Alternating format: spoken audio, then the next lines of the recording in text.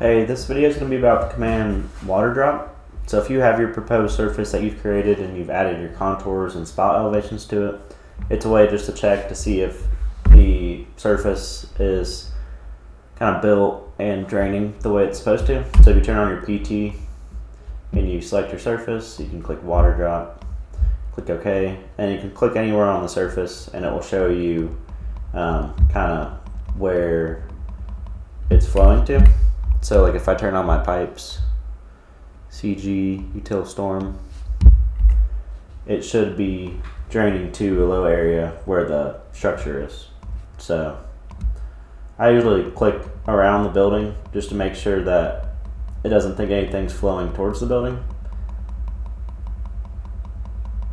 So that works out. And then you can kind of click to see if it's recognizing the drainage areas that you were trying to build.